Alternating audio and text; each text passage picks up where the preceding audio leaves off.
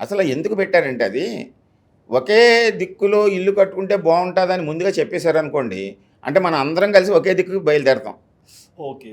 అప్పుడు ఏమవుతుంది, జనాభా పెరిగిపోయిన తర్వాత అందరూ ఒక దిక్కులోనే కట్టాలంటే కుదరదు కదా. అవును. అందుకని ఏం చేశారంటే, మనం ప్రతి వ్యక్తికి ఒక పేరు ఉంటుంది. హ్మ్. ఆ పేరు మొదటి అక్షరాన్ని తీసుకుని 8 వర్గులుగా విడగొట్టారు. ఓకే. 8 వర్గులు అంటే మన తెలుగులో అక్షరాలు హ్మ్. ఆ నుంచి అమ్మహ వరకు హ్మ్. అవర్గు, ఓకే. కాక గాగ ఇంజ కవర్గు, ఆ! చచజజ చవర్గు, టాటడాడన టవర్గు, తాతదాదన తవర్గు, పాప పాపమ పవర్గు, యారాలవాస యారాలవా హ్మ్. యవర్గు, హ్మ్. శ స హ సవర్గు. 8 వర్గులు ఇవి. ఓకే.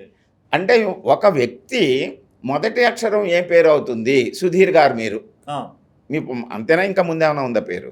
ఇది ఇంటి పేరు ఉందిలేండి. ఇంటి పేరు కాదు ఆ! ఇక్కడ. ఇంతే. ఇంటి పేరు కాదు. మొదలయ్యే పేరు ఇది. సుధీర్ హ్మ్. అంటే సవర్గు. ఆ! సవర్గు వాళ్ళకి ఒక దిక్కు బాగుంటుంది. ఓకే.